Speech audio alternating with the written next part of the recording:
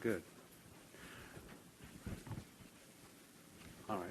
Hi, my name's Tim Brothers. I'm in the department with Professor Baker. My specialty is the geography of the Caribbean, and particularly the physical geography of the Caribbean. I've worked there for about 17 years. My wife's from there, too. She's from Havana. I've, on several occasions, offered a field course to Cuba. First 3 times were back in 2000, 2004. It became impossible to offer that kind of course for 8 years, and now the last couple of years it's opened up again. And I went last year then for the 4th time. It was a nice course. I had a good group of students, and it encouraged me to go again. So this coming summer, I'm offering the course again in the first summer session, as you see. It's a 300-level geography course, and it's a regional course. The general name, Landscapes and Cultures of the Caribbean, allows me to go where I want in the Caribbean. I've done this sort of thing in other places, too. But this time it will focus on Cuba.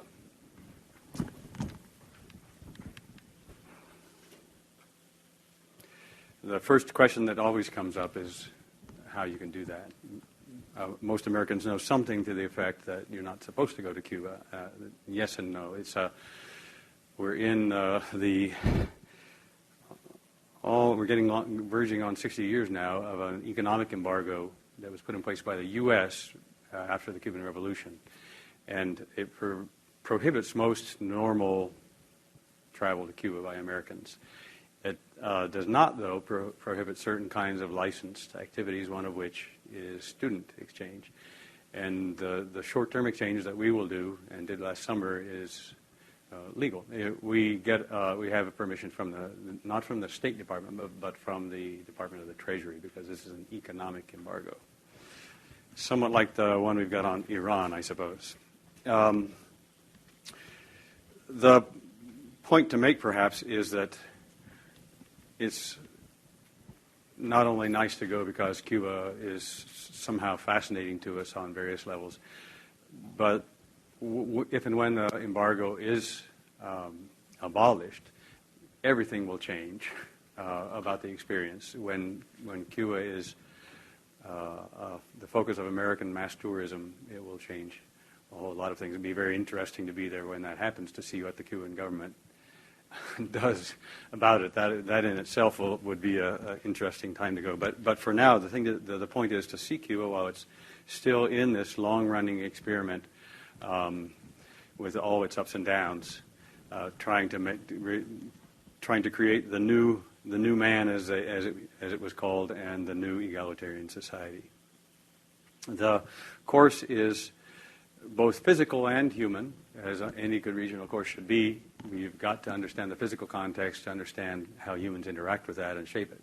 So part of the course will inevitably be physical geography, but much of it, of course, will be about the Cuban culture, and we'll trace its development in historical geographic fashion.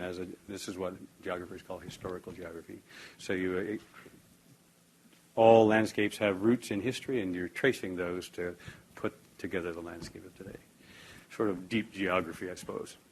The course will start in May, practically as soon as spring courses get out, with 2.5 weeks or so of instruction here. I'll probably do what I did last time, meet 8 times for 2.5 hours each time during 2.5 weeks. So that means the equivalent of half a course already before you go, complete with many readings in English. And then when we get there, students will see lots of things they wouldn't have seen if they hadn't been prepared. Their eyes will already have been semi-opened. So it will not be tourism. It will be better than that. The Cuban itinerary will last 16 days, plus a couple of extra days probably just to make our connections with the charter flight from Miami to Havana. We'll probably have to stay over a night going and coming someplace in Miami. We might use that to go to little Havana and talk about the effect of immigration from Cuba. In Havana, we'll spend one day in a foot tour of Old Havana, another day in a foot tour of the neighborhood that's called El Medado. That's where my wife's from. It's a lovely old part of Havana. And another day in a full day in bus tour designed to reach the outskirts of Havana and allow us to see how the city has spread, how it's, here again, we're doing historical geography, seeing how the present geography has developed over time outward. There will also be one day there in which students will be working in groups on a course project, which amounts to a better version of the normal term paper, in which they go to Old Havana and will do the field work to understand the historical geography of the old city. That turned out to be very successful this time. Students liked being on their own, and yet being with each other. Each group had somebody in it who spoke some Spanish, and so they were able to understand quite a bit.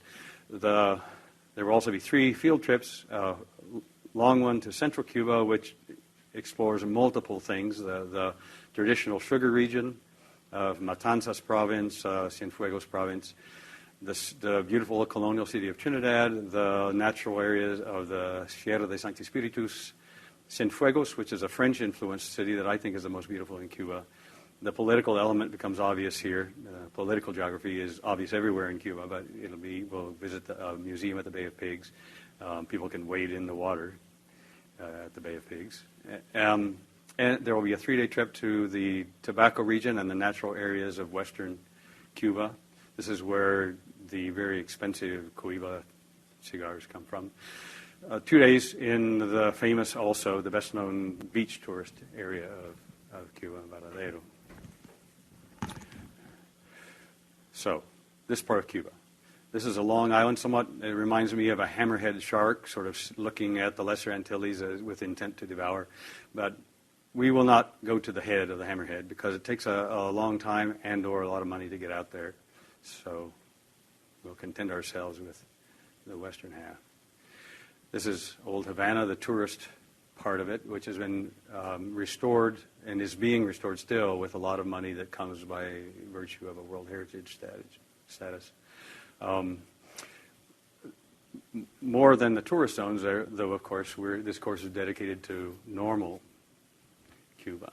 So normal Havana or everyday Havana is more interesting than the tourist zone. And we'll stay for the second time only in this course in private homes that are licensed by the government to rent to foreigners. So we'll be legal at that end too, and what's more important, we'll be in everyday contact with normal Cubans all day long. So those with students with a little bit of Spanish, and of course those who really wish to know about Cuban culture or cultures will have a large chance to do that. You won't be shut up in a bus all day or in a hotel. Cuba's natural landscapes are not so well known to Americans as the human culture, but they're equally deserving of respect and admiration. Cuba, I think, has 7 UN biosphere reserves. Those are a big deal, and that's a heck of a lot of UN-level international reserves for a little country. There are lots of things in Cuba that are worth preserving, and in fact, it's perhaps one of the semi-success stories of the revolution that they've paid attention to that. We'll spend a lot of time in rural Cuba. That's where I do research with a couple of Cuban geographers. We'll examine how the landscape has changed, in particular during the revolution, and especially since the collapse of the Soviet Union. Cuba's been now, since that, in what's called the special period in time of peace, which means hard times. So this is the rural transport, for example. Some of the sugar mills have been torn down. But the people remain as interesting as ever. The colonial heart of Trinidad is world famous. It attracts tourists from all over the place, minus America. And I have a very good friend, I would say, there at this point. He's a historian, Basque of Basque. He's got a Basque name that I won't even try to pronounce, and who will take us around. He knows the architecture and all the rest of that much better than I do, and so he'll be our guide there. This is the Varadero beach zone. We'll stay at an all-inclusive hotel. That one night we'll stay at a hotel. But it'll be not a fancy European-style hotel, but rather a pretty good Cuban hotel that mostly caters to those Cubans who have enough money to go there, which means a lot of Cubans go. And we will go to the beach. But more than that, we'll talk about the role of tourism in the survival of Cuba now and how it's changed. These are some more or less casual glimpses of last summer's class. These were good folks. It was probably the best class I've had on land, sea, or air. They were a small class, but select group, it turned out, and I hope to get the same this time. If you want to know more about the course, I'll give you my email in a second. But basically, it's limited to 15 students. You have to have a respectable GPA. That's what the university tells me. And you should have had 107, Introductory Physical Geography, which is offered every semester in multiple versions, including an internet version that Bob Beck teaches. I will interview everybody who goes. This 130, if you had 130 or 110 background in human geography, those are helpful too. And ability to speak some Spanish or the desire and interest to start to learn are of interest to me, because I know that students will gain more and have an even better time if they try to communicate. We'll fly via a non-commercial U.S. chartered airline. We'll travel in one or maybe two small buses, and we'll stay in private homes as advertised. The cost will depend on how many students go, because we split some of those costs, like such as the bus, among the number that are there. But this last time, the official course fee from Indianapolis there and back, not including the 3 units, was $2,350. That covered everything except the units and students' lunches and dinners, which they were allowed to get, encouraged to get on their own. So that $2,350 will go up some this time for the reason that things go up there and here. And if you add the unit cost plus what I suppose is going to be the travel cost, I'm guessing it'll be slightly over $3,000 for the whole business. That's a lot of money, I know, and a lot of students don't have that. Hence, I come to classes to make my case. But it's worth it if you have it. It's in particular a good value in comparison both to other IUPUI study abroad programs and to other kind of programs that are now going to Cuba. There are there are being invented many so-called courses to go to Cuba. Usually they cost very much and you learn very little. I know what I'm talking about. But this is a serious course. You will learn a lot and plus have time for all those interesting things on the side, such as hearing music, going out to have a beer or a mojito, dancing. We had one of the students on the course this time is an excellent salsa dancer, so she taught everybody. At any rate, that's I need to get out of Andy's way here. So if you're interested more, send me an email at tbrother@iupui.edu. If you really want to know about scholarships, for those you go to the IUPUI Study Abroad website, abroad at IUPUI. Everyone in the course last time, I believe, had a study abroad scholarship that paid, I think, about $500. And there are other scholarships available, and some of them had them from liberal arts or various other kinds of things. If you start early and pay attention to the deadlines, you generally can get some funding to help out. So that's it. I'm here on campus Tuesdays and Thursdays normally, not today. I'm here to do this today.